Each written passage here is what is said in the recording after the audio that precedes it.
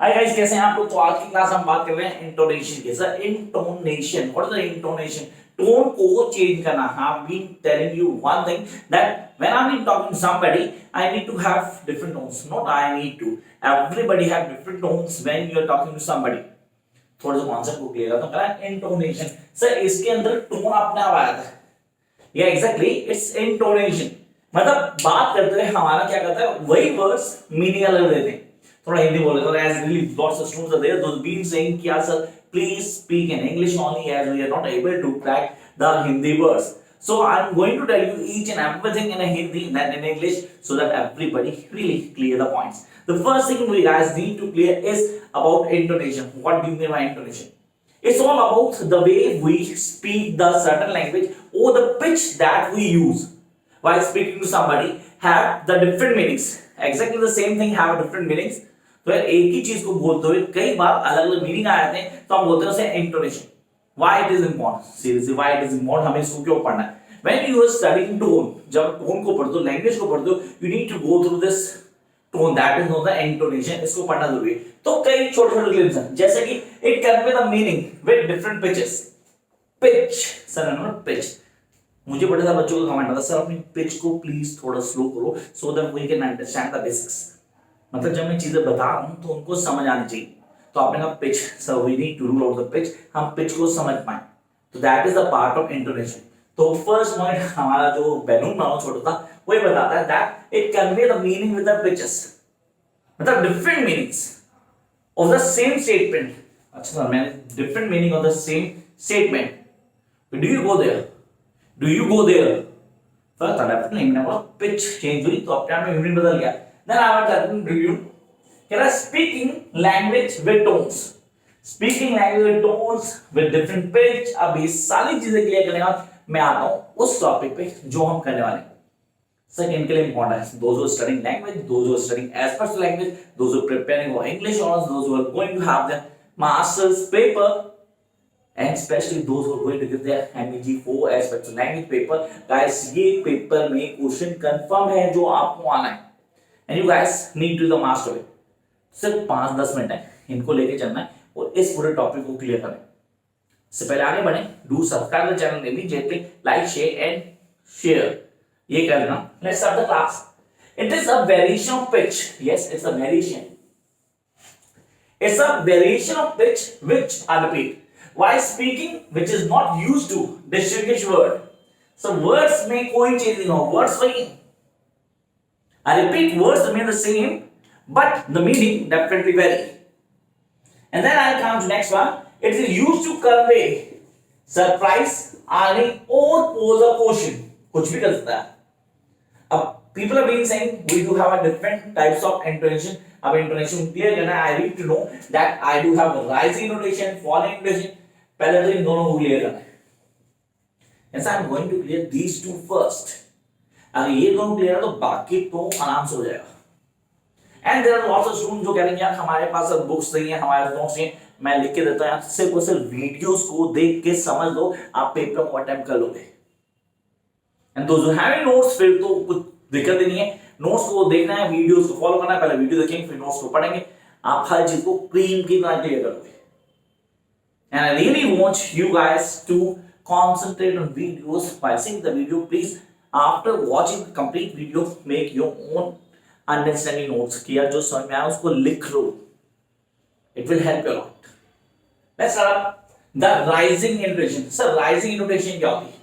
यहाँ पे pitch और voice जो increase होती है with the flow of time. Pitch rises. मतलब जो आप किसी से बात करते हो आपकी pitch क्या होती है? High होती है और high note. Here we have an example. So इसका सिंबल भी है. देखो सिंबल है इसका. I think जिनको क्लियर नहीं हो रहा, जो बोलते हैं सर वर्ड्स बहुत छोटे हैं, तो क्या करो एक स्क्रीनशॉट लो, उसका क्या करना जूम कर देना. Yes, make a screenshot, then zoom the picture, will clear each and everything. तो यहाँ आ गया ये हमारा symbol. Do you like tea? Do you like tea? I'm saying to one thing. मैंने बोला यहाँ इंग्लिश है. Do you like tea? Sir, अब इसमें राइजिंग पिच थी, या बोलूं do you like T. Sir ये क्या था, ये इन्वर्टेड कॉमा नहीं sir, question mark interrogative. Sir हमारे पास क्वेश्चन आया, मैं लगा दिया. तो मैं कहा डू यू लाइक टी, यार इसका आंसर ये भी हो सकता है यस भी, इसका आंसर नो भी हो सकता है। इसका दूसरा एग्जांपल लेते हैं, here can you finish your work, question mark, हाँ भी ना भी, did you go there, yes भी और नो भी। तो rising pitch always have usually have a question that have two answers, maybe yes maybe no। तो rising pitch sir pitch over the time बढ़ जाती है। तो यार चैनल सब्सक्राइब किया नहीं किया, honestly do you subscribe the channel then now not. तो यहां आ गया सर आपने पिच को राइज कर दिया, राइजिंग पिच, फर्स्ट हो गया राइजिंग पिच। क्लियर हुआ? आई होप हो गया होगा। And those who don't have a good command in Hindi language, guys I think you be clear this one too. So jump to the next one. Here, the following intonation. Keep calm. You will crack the paper easily. So here, falling intonation. What is the falling intonation? The pitch decrease with the time. I repeat, pitch decrease with the time.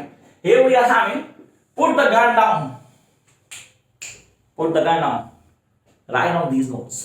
Yeah. Write down these notes. तो मैंने यार बोला यार, इसका symbol ये रहा। Falling, तो falling intonation, पहला राइजिंग था, दूसरा फॉलिंग इंटोनेशन था। सर इसके कुछ example, Rahul is a teacher, यार राहुल इज अ टीचर, यार I can't help it, I am a teacher, तो Rahul is a teacher. So second one I repeat, he completes his MA, he completes his MA. तो यार की ये series मैंने MPhil भी किया, मैंने पीएचडी भी किया। तो यार यहां पे हमारे पास क्या, हमारे पास है सो जो फॉलिंग पिच है, ही कंप्लीट्स हिज एमए, तो सर फॉलिंग, राइजिंग का कॉन्सेप्ट क्लियर हुआ, फॉलिंग का कॉन्सेप्ट क्लियर हुआ। And now we are clear with the concept कि राइजिंग पिच क्या और फॉलिंग पिच क्या। अब बात करते हैं स्लैंट, पहले हाई होगी फिर लो हो जाएगी, पहले लो होगी फिर हाई हो जाएगी। तो पहला केस आया हमारे पास डिपिंग इंटोनेशन, डिपिंग, फॉलिंग भी कहते हैं लोग इसे। तो डिपिंग हमारे पास है sir falls and then rise, पहले फॉल करती है देन राइज, देन डिपिंग, पहले फॉल देन राइज। तो सिंपल सर वी का, वी को डाल दिया, पहले डिप एंड देन हाई, देखो पहले डिप हो रही है फिर राइज कर रही। तो यहां आ गया you must come late, you must not come late. वो पापे सीरियस होने क्या, you must not come late. मैंने यार ये कॉन्सेप्ट दिमाग में है and I be able to crack it, बस that's you must not come late, पहले फॉल एंड देन राइज। तो डिपिंग हो गया था हमारे पास, क्लियर हुआ। And now I come to the next one, that is rising.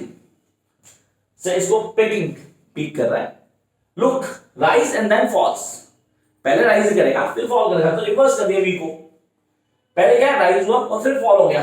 Good morning sir, तो गुड इवनिंग था।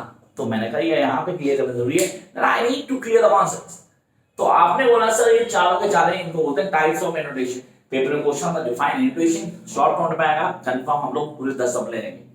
पेपर में क्वेश्चन था define the types of intonation, you need to write down sir types of intonation mention होंगे intonation में। Question आता है write down intonation, its types and functions of intonation. Functions, yes I am talking about functions of intonation, और अब हम functions पे आते हैं। तो here we are having the function intonation. Sir तीन होते हैं, सीधे सीधे, मुश्किल नहीं है, it's very easy. The grammatical, essential और attitude. I repeat, grammatical. The first one has been grammatical. Here we are having, it helps to emphasize the sense of command in the sentence. Yes, it emphasizes the sense of command in a sentence. तो grammatical है, हमने कहा sir हम हर चीज को check करें and we'll have a hawk eye over the grammar. कुछ ज्यादा हो गया, but I need to mention this. So it helps to emphasize the sense of command in sentence. Then I'll come to the next one, that is essential. What is essential? This helps to get the attention of listeners. Yes, I'm here to get the attention of listeners. Listener की attention चाहिए तो essentialism. And then I'll come to the last function of intonation, that is attitudinal. It helps to identify the purpose of expression of our attitude and emotions. हमारा attitude क्या है and emotions क्या है उसका जुड़ रहे हैं, उनको explain करना है। So guys, when you're talking about the intonation or when you're going to write on the answer, तो मैं क्लियर करता हूँ, जो बोर्ड पे लिखे ना, अगर आप इस सारे को डिटेल में एक्सप्लेन करके पेपर में लिखाते हो, you need not to do anything else. सिर्फ और सिर्फ इस कॉन्सेप्ट को दिमाग में रखना है। पेपर आ गया, आई नो पेपर आ गया, आप इंटोनेशन को पढ़ेंगे, आपको क्लियर हो जाएगा पिच क्या है, पिच का कैसे यूज करते हैं, how we can use the same words for a different meanings. It do comes from intonation. Till then, keep writing and don't forget to subscribe so that you can follow every video through playlist. Bye guys.